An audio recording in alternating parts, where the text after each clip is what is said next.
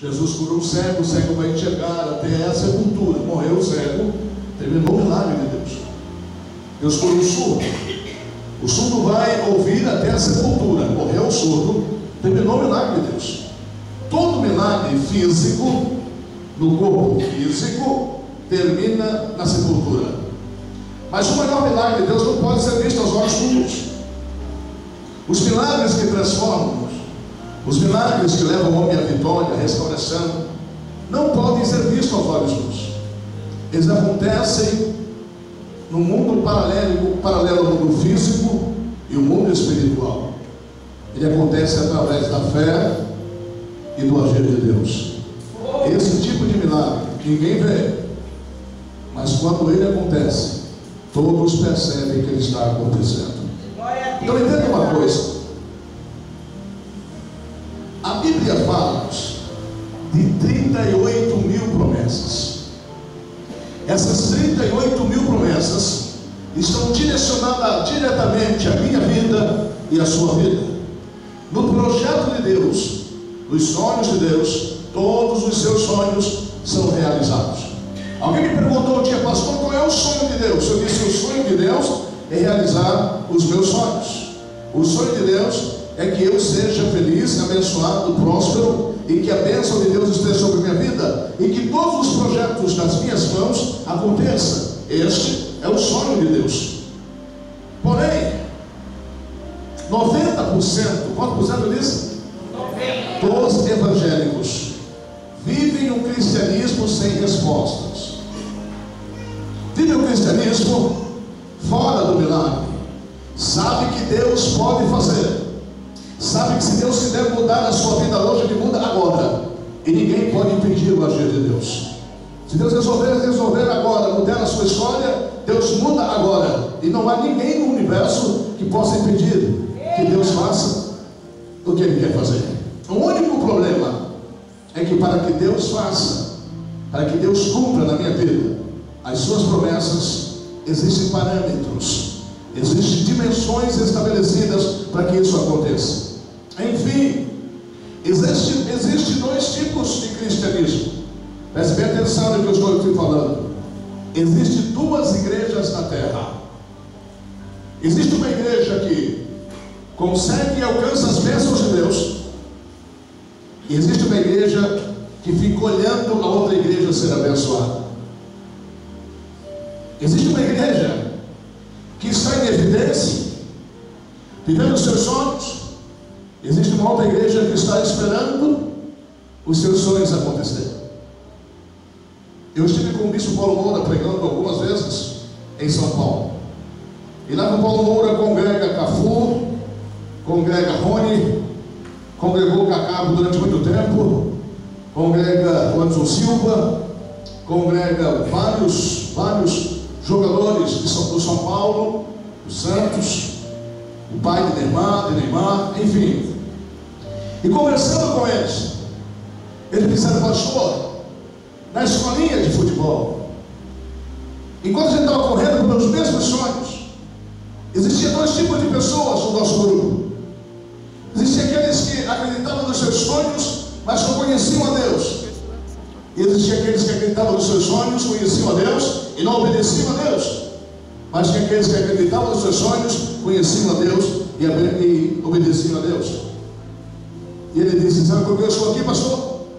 Porque eu fiz parte daqueles que conheciam, creram e obedeceram. Então a diferença está exatamente na dimensão da sua aliança com Deus. Não sei se você já ligou o televisor do canal evangélico e aparece alguém dizendo assim: olha, minha vida estava destruída, meu casamento estava acabado, eu estava destruído, tinha doença na minha família, mas eu fui numa igreja de fulano de tal, lá eu fiz um voto, subi no muro, taquei fogo na fogueira e minha vida mudou. Hoje eu tenho várias empresas, meu casamento é restaurado, minha família é restaurada, a doença saiu da nossa casa, eu viajo para o mundo inteiro, tenho casa no Brasil, tenho casa no exterior. Quem já viu alguém falando isso na televisão? Levanta a mão para ele bem, ó, deixa eu ver a palma na mão.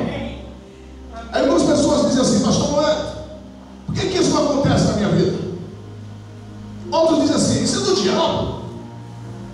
Ei, eu servi servi Satanás durante 20 anos da minha vida. E eu lhe garanto uma coisa: Satanás é um fracassado, um derrotado. Ele não tem nada para dar a ninguém. Todo dom perfeito, toda bênção vem de Deus.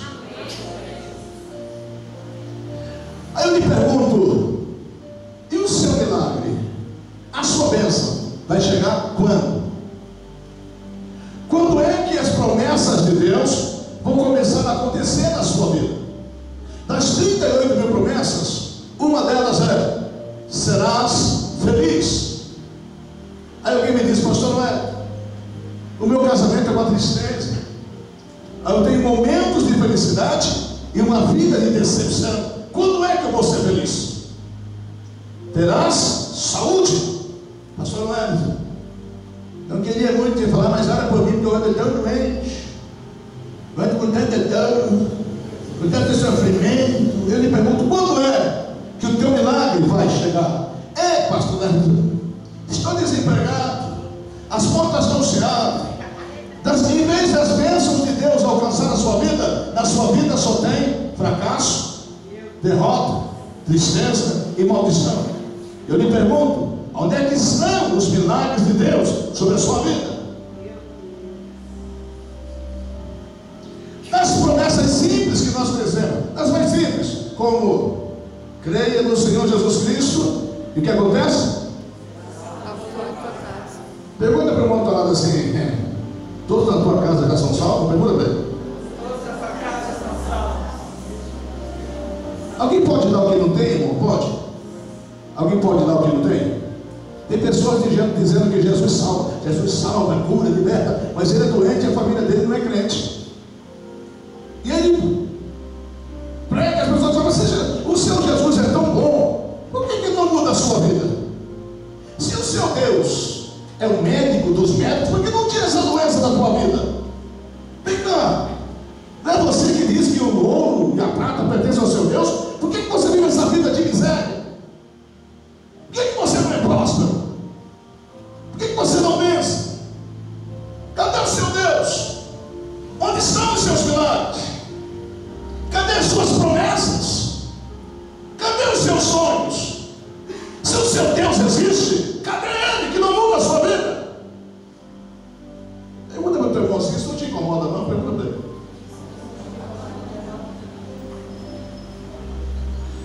Aí ele vai dizer assim: não, pastor, porque tem um tempo.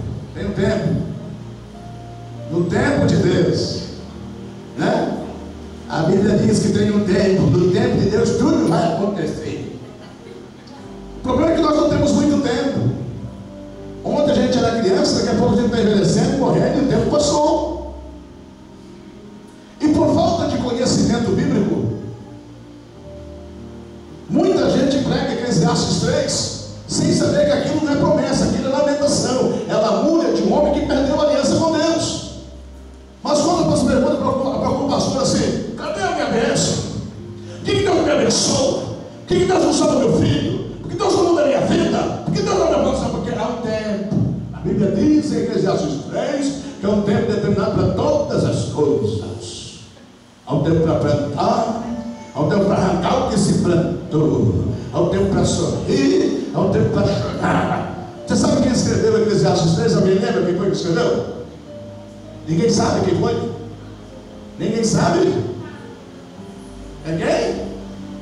Salomão. Como é que era o nome do homem que escreveu? Como é que era o nome? Vamos falar. Como é que era o nome do homem?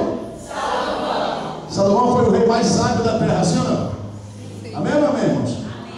Salomão foi o rei mais que Deus desceu do céu à terra e fez promessas pessoalmente. Amém ou não, amém? Salomão foi fiel a Deus até o fim, sim ou não? Sim ou não?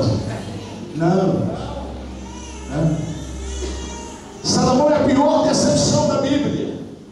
Eclesiastes 3 é a lamentação de Salomão depois que perdeu a aliança com Deus. Ali nunca foi promessa de bênção. Não precisa ser um doutor, um inteligente, um mestre da filosofia. Quem que já plantou alguma coisa? Quem que já plantou alguma coisa? Levanta a mão para ver. Se eu plantar alguma coisa e arrancar ela, eu fiz coisa boa? Não, eu tenho que plantar e depois colher. Então nunca vai ter tempo de plantar e de arrancar. Ali já era um moço e disse seu conceito de